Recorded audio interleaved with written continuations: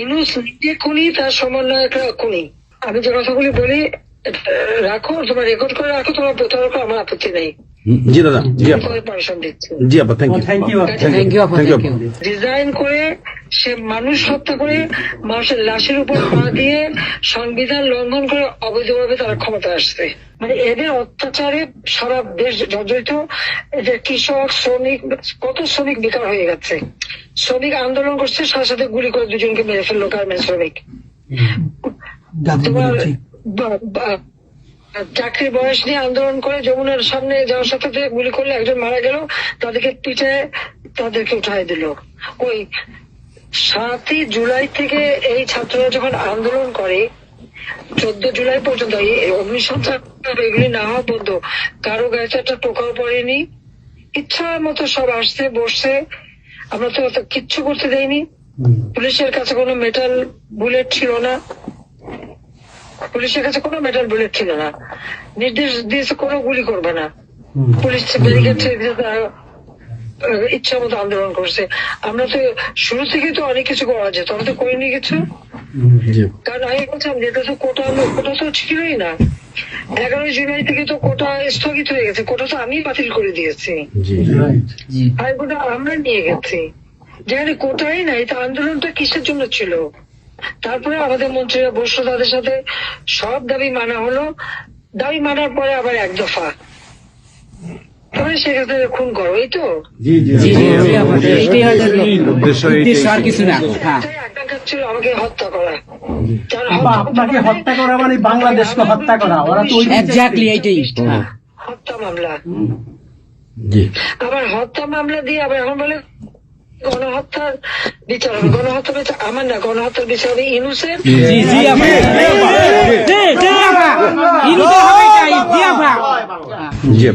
এই সমস্ত খুনের দায় দায়িত্ব ইউনূসকেই নিতে হবে, আর তার ওই সমন্বয়করা।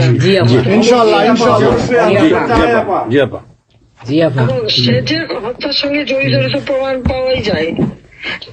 সে যত জঙ্গিদেরকে ছেড়ে দিল, হলি অটিজমের মতো ঘটনা ঘটলো, তাকে 21 আগস্ট গ্রেনেড হামলায় আসামি তাকে এবং অন্য যত জঙ্গি ছিল সবাইকে সে মুক্তি দিয়ে দিয়েছে। কারণ এই জঙ্গিদের সাথে তার একটা যুক্ত ছিল, তার একটা সংযোগ ছিল। কাজে বাংলাদেশটাকে সে একটা জঙ্গির দেশ হিসেবে পরিণত করতেছে। আজকে সাধারণ মানুষের অবস্থাটা কি দেখো, সাধারণ মানুষ আজকে খেতে পায় না, পড়তে পারে না। আমি সব কি আসছি, মানুষ তো এখন বলে যে আগের সরকারই ভালো ছিল, শেখ হাসিনার সরকারই ভালো ছিল। 8,97,000 কোটি টাকার বাজেট, কয়লা কেনা, এলএনজি কেনা, ডিজেল পেট্রোল কেনা, খাবার সবকিছু ব্যবস্থা করা, সারের জন্য সার কেনার সব ব্যবস্থা করে আসছে। যে এলএনজি আমার সময় যখন বাজারে 10 টাকা, আমরা সেটা 9.93 দামে কিনলাম।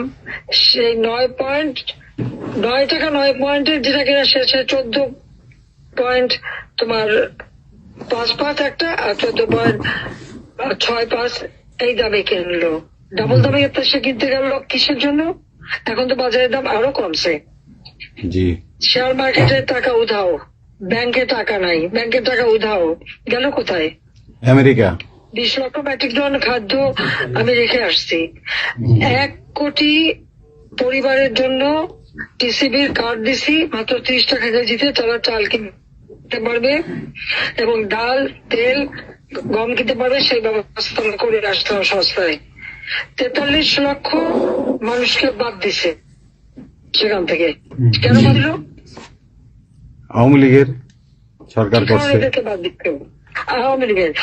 তার মানে তুমি আরেকটা চেষ্টা করো, 43 লক্ষ আওয়ামী লীগ পেল, তখন তো 1 কোটি ছিল, বাকি তো অন্য দলের। আওয়ামী লীগ তো দল দেখে নাই, আওয়ামী লীগ দেখছে যারাই আবেদন করছে তাদেরই দিয়েছে, সে যে দলমত নির্বিশেষে সবার জন্য। আওয়ামী লীগ মানুষের জন্য করে, এটা আওয়ামী লীগ সরকার করছে এর জন্য। আজকে ছাত্রদেরকে সে তারা বিভ্রান্ত করছে। এখন সাধারণ ছাত্রছাত্রীরা যারা এই বিভ্রান্ত এই খুনিদের সাথে যুক্ত, আমি তাদেরকে বলবো তাদেরকে আগেও আবেদন করেছিলাম যে আপনারা বুঝতে পারছেন না যে কি হচ্ছে, আপনাদের বাচ্চাদের আসতে দিন। তারা দিচ্ছে বাচ্চাদের আসতে।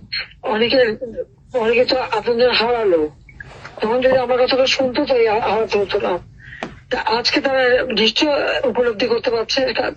সেটা আমি বলবো যে এখন যারা এই সাধারণ ছাত্রছাত্রী দাবি যাদের সঙ্গে যুক্ত হয়েছিল তাদের প্রতি আমাদের কোনো ক্ষোভ নেই, কিচ্ছু নেই, বরং তারা লেখাপড়া করতে আমরা সেটা চাই। জি আপা কিন্তু আমার কথাটা হচ্ছে, আমাদের ছাত্রলীগ করাটা কি অপরাধ? আওয়ামী লীগের সন্তান হচ্ছে তার জন্য কি অপরাধ? তাদের পরীক্ষা দিতে দেবে না, ভাইবা দিতে দেবে না, ইউনিভার্সিটিতে যেতে দেবে না, স্কুলে যেতে দেবে না, কলেজে যেতে দেবে না। What is this? আর এই ছেলে পেলেদেরকে কিভাবে বেয়াদব বানিয়েছে? স্কুলের প্রিন্সিপাল, টিচার তাদেরকে তার জুতোর মালা পরায়, গাছের সাথে বাঁধে, তাদেরকে দিয়ে রিজাইন করায়। লাঠি সোটা নিয়ে জীবন, আমি জানি না পৃথিবীতে কোনো দেশে এই ঘটনা ঘটছে কিনা। চিফ জাস্টিস তার বাড়ি হামলা, চিফ জাস্টিসের হামলা। যাদের আত্মসম্মান বোধ আছে তারা থাকে না, উনি সাথে সাথে রিজাইন করে দিছে। কতজন মানে জজ তাদেরকে এজলাসে ঢুকতে দেবে না, তাদের রিজাইন করার জন্য চাপ দিছে। রিজাইন করে না থেকে তাদেরকে কোন কোর্ট দিতে না, তাদেরকে বাতিল করে দিয়েছে। ইলেকশন কমিশনকে বাতিল, আমাদের মানবাধিকার কমিশনকে বাতিল, আমাদের পাবলিক সার্ভিস কমিশন বাতিল। সবই বাতিল। চাকরি দিতে পারছে না, চাকরি দিতে পারছে না। পাবলিক সার্ভিস কমিশন অচল করে দিয়েছে। এই ছেলেপেলেরা যাবে কোথায়? আজকে তারা কাজ করার সুযোগ নেই। একের পর এক ইন্ডাস্ট্রি বন্ধ, আগুন দিয়ে পুড়িয়ে দিয়েছে ইন্ডাস্ট্রি অথবা বন্ধ করে দিচ্ছে। ব্যবসায়ীরা টাকা আনতে পারেন না, যারা খাবার আমদানি করতে তাদের দিচ্ছে না, বিদেশে যেতে দিচ্ছে তাদেরকে হ্যারাস করা হচ্ছে। ইনশাআল্লাহ হবে একদিন, ইনশাআল্লাহ হবে, তার বিচার ইনশাল্লাহ।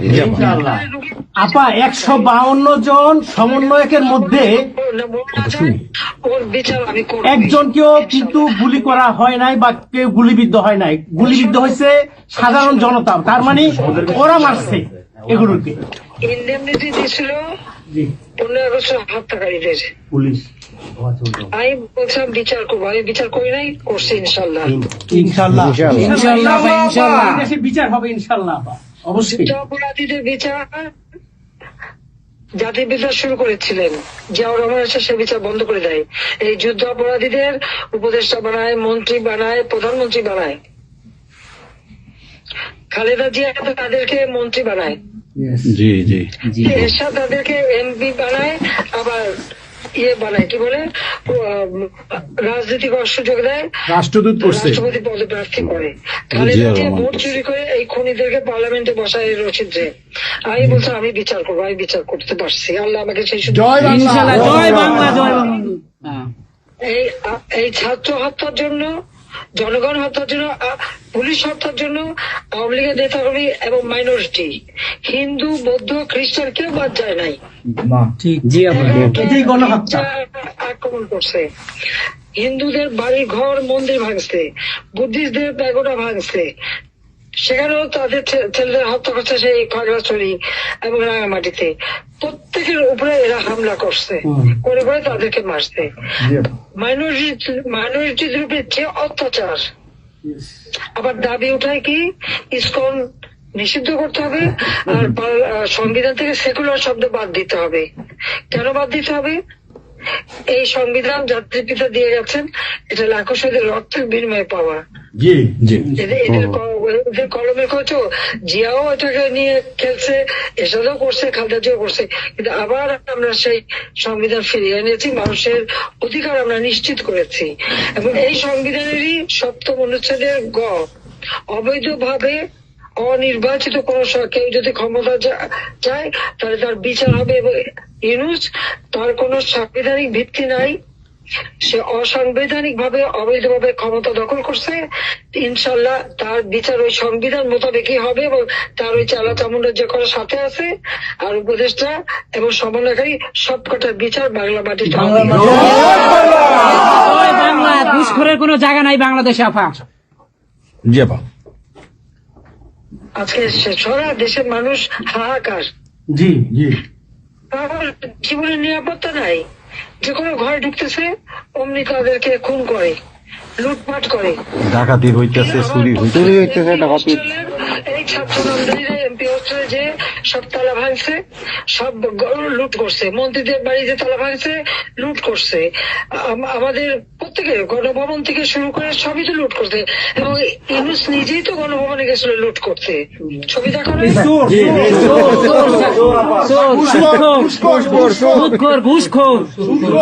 আপা আপনি গোপালগঞ্জে চলে আসেন, কোনো সমস্যা নাই, আপা, আপনি যদি আমরা আছি আসেন, আপনার সাথে। আমরা সবাই যাবো ইউরোপ আমেরিকা থেকে, সবাই আমরা যাবো। আমরা গোপালগঞ্জে কথা শুনি। বাংলাদেশে যাবো, ইনশাআল্লাহ। আমরা স্বেচ্ছায় কারাবরণ করবো দরকার হয়। জি আপা, হ্যাঁ জি আপা বলেন প্লিজ। ওই আগুন দিয়ে পোড়ানোর পরে যেটুকু অবশিষ্ট ছিল সেটা লুট করতে গেছিল, কাজে ওদের তো চোর, জি বড় চোর, বড় চোর। সুদখোর সুদখোর। ঠক। জি আপা। আপা, আবার বিচার করবে আমাদের। আপা, আচ্ছা আমি ওর বিচার করবে জনতা। Yes, yes, আপা। জনতা তো করবেই, আমরা নিজেরা করবো আপা, ফাঁসি চাই না, নিজের হাতে আমরা করবো। দৃষ্টান্তমূলক ফাঁসি চাই, যেটা জনগণ দেখবে ওই ফাঁসি চাই। যার যার বাড়ি ঘর পড়াইছে করছে, আপা দেশের থেকে সব গরিব মানুষ এখন গ্রামে যাচ্ছে, খাবার পাচ্ছে না, কিচ্ছু পাচ্ছে না, খুব কষ্টে আছে সাধারণ পাবলিক, খুবই খারাপ আপা। সারা বাংলাদেশ, আমরা দোয়া করি আপনি তাড়াতাড়ি আসেন। বৃহত্তর নোয়াখালীর অবস্থা অনেক খারাপ আপা। সারা বাংলাদেশের অবস্থা খারাপ। বানায় রাখছে ওরা আপা, সারা বাংলাদেশটাকে একটা বদ্ধ ভূমি বানায় রাখছে, যেখানে সেখানে হত্যা, মানে এমন কোন লোক নাই যারা এখন শান্তিতে আছে। সবাই কেউ একটা নিরাপদে নাই। কথাই বলে কেউ নিরাপদে যে নাই। আগেই ভালো ছিল, আগে সরকারি ভালো ছিল। আমরা ভুল করেছি আপা, এই কথা সবাই বলে। সবাই জি অনেক আপা। আপা। আপনি বলেন না, না, এখন। জি আপা প্লিজ, প্লিজ বলেন আপা। প্লিজ। প্রত্যেকটা জায়গায় তো এইভাবে। এবং এখন আবার সে ওই আর একটা পদক্ষেপ নিচ্ছে, এদিকে প্রায় 80 জন প্লাস আরো 35 জন, সেই সাথে 300 লোক, তারা জেলা উপজেলা ইউনিয়নে সার্ভে করতে পাঠাচ্ছে। সবাইকে বলে দাও ওই সার্ভে করতে কারা যায়, কাদের নাম লিখছে, Yes, সেগুলো of course, আমরা করবো আপা। Definitely you could get it. Yeah. আমরা চাই আপা আপনি সুস্থ থাকেন, আপনি সুস্থ থাকলে বাংলাদেশ সুস্থ থাকবে, বাংলাদেশ ভালো থাকবে। আপনাকে আবার আমরা ফিরিয়ে এনে বাংলাদেশকে আবার এগিয়ে নিয়ে যাওয়ার জন্য জয়ের মালা পরাবো আবার। আবার জয় বাংলা, জয় বাংলা, জয় বঙ্গবন্ধু। জি আপা প্লিজ। আমরা তোমাদের যে দেশে আছো সেই দেশে স্যার ডেনমার্ক আমেরিকা সবাই এখানে আছি আপা, ডেনমার্ক আমেরিকা সবাই আছি। আপা আপনি এখন আমাদের কিছু নির্দেশনা দেন, আমরা প্রবাসে থেকে কি করতে পারি, এবং বাংলাদেশে আমাদের যে ফ্যামিলি আছে, আত্মীয় স্বজন আছে, আমাদের যে বিভিন্ন দলের নেতৃবৃন্দরা আছে, আমরা কিন্তু অর্থনৈতিক থেকে বিভিন্ন ভাবে সহযোগিতা করতেছি, যার যেভাবে পারি আমরা। বাকিটা আপা আপনি নির্দেশনা দেন, আপনার নির্দেশনার মতো আমরা কাজ করবো বাংলাদেশে এবং প্রবাসে। তোমাদের যেটা করতে হবে, একটা হচ্ছে তোমরা যে দেশে আছো সেই দেশের আইন কানুন মেনে জি ওখানকার যারা নির্বাচিত প্রতিনিধি বা সরকার বা যে বিভিন্ন মানবাধিকার সংস্থা, তারপরে 165 জন সাংবাদিকের জি চাকরি নাই, জি তাদের অ্যাক্রেডিটেশন কার্ড বাতিল করে দিছে। 106 জন সাংবাদিকের বিরুদ্ধে হত্যা মামলা দিছে এবং আমাদের কতজনকে গ্রেপ্তার করে জেলে ঢুকাইছে, মানবিত জীবন যাপন করছে। জি সাংস্কৃতিক কাজ করতে পারে না, ব্যান্ড শোনা ব্যান্ড কোন অনুষ্ঠান করতে পারে না, পাকিস্তান থেকে ব্যান্ড শো এনে করায়, অথচ আমার দেশে ব্যান্ড শো যারা তারা এখন কাজ পায় না। এরা আবার এদের সাথেই ছিল, তারাও লাল রং লাগাইছিল, এখন আর তাদের পাত্তা নাই, তারাও কাজ পায় না। সাংস্কৃতিক কর্মকাণ্ড বন্ধ, সমস্ত সামাজিক নিরাপত্তার যত গরিব মানুষ আমরা বয়স্ক ভাতা, বিধবা ভাতা, মুক্তিযোদ্ধা ভাতা যা যা দিয়েছিলাম সেগুলি সব বন্ধ করে দিয়ে সেটাকে মেরে খেয়ে গেছে। এমনকি মানে সারা দেশটাকে একটা লুটের রাজত্ব, খুনের রাজত্ব সৃষ্টি করছে। এই বিষয়টাই যে মানবাধিকার লঙ্ঘন, সাংবাদিকদের উপরে নির্যাতন, সাংবাদিকদের অত্যাচার করা, মহিলা সাংবাদিকদের যেভাবে অপমান করছে, এই বিষয়গুলি জনমত তোমাদের তৈরি করতে পারে আন্তর্জাতিক পর্যায়ে। ইউনুসের যে বিভৎস চেহারাটা, ওইটাই আজকে মানুষের কাছে স্পষ্ট হয়ে গেছে। একটা রাষ্ট্র চালাতে সে টোটালি ব্যর্থ। জি এই জিনিসগুলি কি আপা আপা আমি একটা বলি, ইনু সাহেব রাখছে 4টা টোকাই রাখছে সাথে, 4টা টোকাই রাখছে। আর আপনি চিন্তা করেন না, বাংলাদেশে গৃহযুদ্ধ হবে তখন আপনাকে ডাকবে। এটা তোমাদের একটু করতে হবে। ইউতে, ইউরোপিয়ান ইউনিয়নে, যেখানে তোমার ওখানকার পার্লামেন্টে যেখানে আসো, সব জায়গায় এই জনমত তৈরি করতে হবে। Yes, আমরা করবো। সন্ত্রাসের রাষ্ট্রে পরিণত করছে বা মানুষ খুন করছে, আজকে খুন করছে। আজকে তুমি জানো মতলবে আমাদের মোহাম্মদ হোসেন মায়ের বাড়িতে আগুন দিয়েছে। খুন এইগুলি সে করে বেড়াচ্ছে এবং সমস্ত এই ইচ্ছা মতো। কাজে তোমরা এই বিষয়গুলি তোলো, আর আত্মীয় স্বজন বন্ধু বান্ধব পরিচিত যারা আছে খুবই কষ্ট আছে, যাদেরকে সাহায্য করো। মামলা দিয়ে দিয়ে আমাদের নেতা কর্মীদের চরম হয়রানি করে যাচ্ছে। তাদেরকে সহযোগিতা করা, এই যে আইনজীবী ঠিক করা, এবং আন্তর্জাতিক ভাবে কিভাবে মানে এদেরকে সব জনমত এবং সরকার যে অপকর্মগুলি করছে সেগুলি তুলে ধরা, এই কাজগুলি তোমাদের আমরা করবো। আপা একটা জিনিস একটু সন্দেহ লাগতেছে আপা। তাদের সাথে তোমরা থাকবা, কাজ করবা, আর দেশের ভিতরে মানুষকে যে এই সরকারকে না তাহলে দেশের মানুষের মুক্তি দেয় করবে।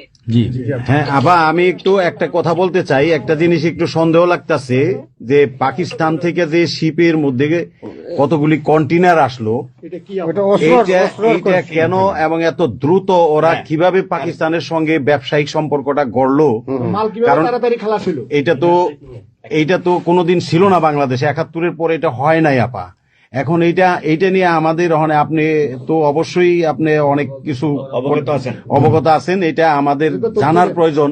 এই তথ্যটা আমাদের বের করা উচিত যে কোনো ভাবে, গোয়েন্দা বলেন, যে কোনো ভাবে আমাদের তো কিছু না কিছু আছে, এদের মাধ্যমে এই জিনিসটা আমাদের খুবই দ্রুত বের করা উচিত। এরা কি মনে করতেছে, মনে হয় সম্ভবত ভয় পাইতেছে যে আমরা হয়তো দেশে একটা অরাজকতা সৃষ্টি করুম, ওরা একটা গৃহযুদ্ধের প্রস্তুতি নিতেছে, অস্ত্র আমার কাছে সন্দেহ।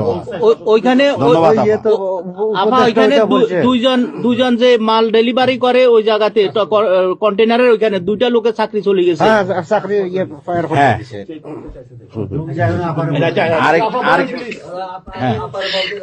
দেখতে চাইছে, স্ক্যান করতে চাইছে, দেয় নাই।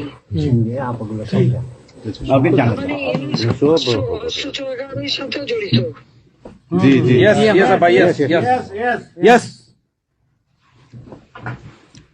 আপা এই দেশটাকে তো ওরা আবার সেই পাকিস্তানের পর্যায়ে নিয়ে গেছে, আমাদের এই দেশটাকে আবার উদ্ধার করতে হবে ইনশাল্লাহ। এজন্য আমাদের যা করতে হবে প্রবাসী এবং দেশে, আপা আমরা যারা বাহিরে আছি আপা, আমরা প্রয়োজনে দেশে গিয়ে আবার ওই মুক্তিযুদ্ধ আমরা দেখি নাই 71-এ, আমরা নতুন মুক্তিযুদ্ধে আমরা অংশ নিব আপা ইনশাল্লাহ। এই দেশকে আমাদের উদ্ধার করতেই হবে, এই দেশকে উদ্ধার করতেই হবে আপা আমাদের।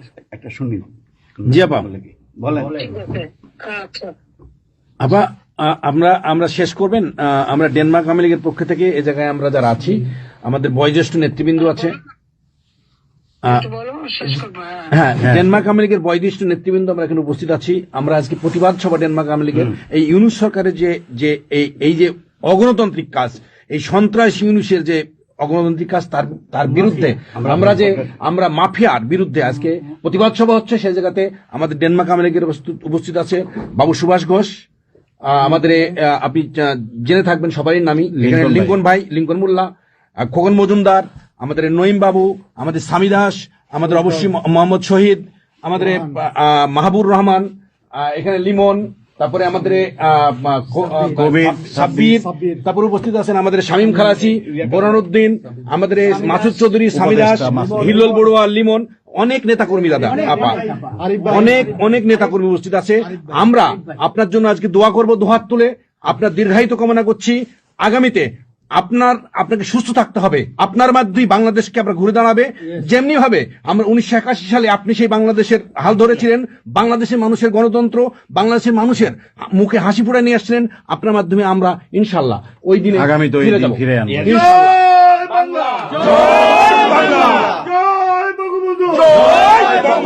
শেখ হাসিনার সরকার বারবার দরকার, শেখ হাসিনার ভয় নাই, রাজপথ হারি নাই, শেখ হাসিনার সরকার, শেখ হাসিনার সরকার। আপা, আপনি রাখেন, একটা ঠিক করে শুনুন। বলুন। জি আপা, বলেন প্লিজ বলেন প্লিজ বলেন। আপনি তো বিজি এমনিও।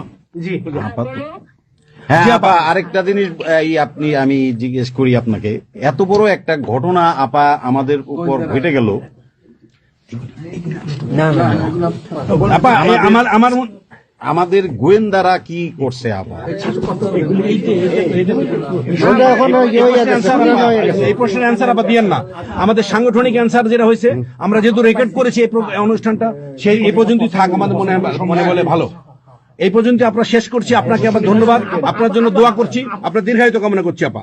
আপা, আপনি শেষ করুন, সাংগঠনিক নির্দেশনা দেন। আপনি একটু শেষ করুন আপা, তারপরে আমরা শেষ। জি আপা, আমরা শেষ করছি। হ্যাঁ, রেকর্ডিং বন্ধ। ধন্যবাদ। রেকর্ডিং বন্ধ করুন, সব রেকর্ডিং বন্ধ করুন। সবাই রেকর্ডিং বন্ধ করুন। সবাই বন্ধ করুন। হ্যাঁ, এই রেকর্ডিং বন্ধ করুন, বন্ধ করুন। রেকর্ডিং বন্ধ করেন, রেকর্ডিং বন্ধ করেন। এই রেকর্ডিং করবেন।